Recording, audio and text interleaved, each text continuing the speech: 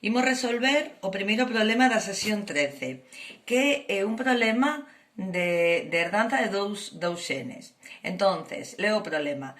Calcula como será posible a descendencia dunha muller de ollos oscuros e pelo rubio. Bueno, teño dous caracteres.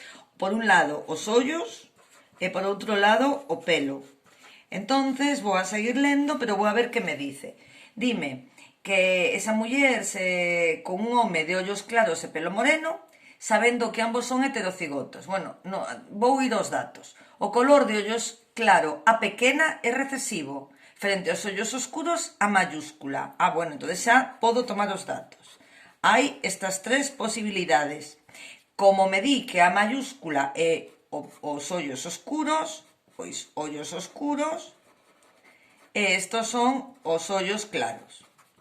Ademais, dime que o pelo rubio B pequena é recesivo respecto ao pelo moreno B mayúscula. Pois, isto será o carácter dominante moreno e B pequena vai ser rubio. Lembrade que para cada individuo ten dous alelos, un do pai e un da nai, para manifestar un carácter. Por eso pomos dúas letras. E agora interpreto o enunciado.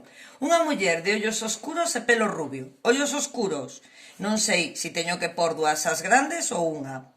E pelo rubio non hai dúbida, dúas ves pequenas. Sigo lendo. Cun home de ollos claros, solo hai unha opción, que ten ademais o pelo moreno. Como non sei, pois poño unha B mayúscula e unha raya. Pero me di que ambos son heterocigotos. Se me di que son heterocigotos, xa sei que teño que por aquí a pequena e a B pequena. Teño plantexado o problema. Facemos os gametos, con cuidado. Unha A con unha B, un tipo de gameto. Esta A ca outra B, vaise repetir. Esta A pequena con esta B. Ou esta A pequena con esta outra B. Como se me repite este gameto e este, é suficiente con que colla un de cada. Se colledes os 4 non vai a pasar nada, pero levades máis traballo e o resultado é o mesmo. Aquí, por exemplo, gameto, este con este, e se volvo a facelo ca outra A, volvese a repetir. Entonces, podo coller 4 e 4 e me daría o resultado sobre 16, e o problema estaría ben igual, pero vou coller solo 2, porque os que se repiten non é preciso polos, e se sei facer isto, o resultado vai ser o mesmo, solo que me vai a dar fraccións con outro denominador, pero como xa sabedes que as fraccións equivalentes pois valen o mesmo, pois dá igual. Entón, aquí tería, como son os fillos? Pois combino estes dos, los puse aquí, e este los puse aquí, e ahora los junto. Las As, a grande e a pequena, B grande, B pequena.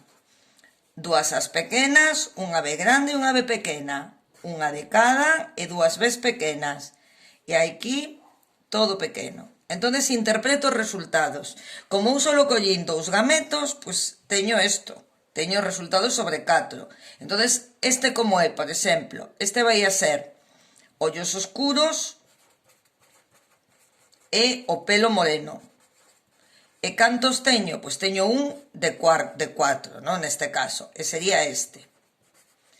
Isto é o fenotipo, cando poño que se manifiesta, e isto sería o xenotipo, que neste caso é heterocigoto dominante pos dous. Este de aquí, pois este vai a ser ollos oscuros, pero vai a ter o pelo rubio, e teño outro cuarto.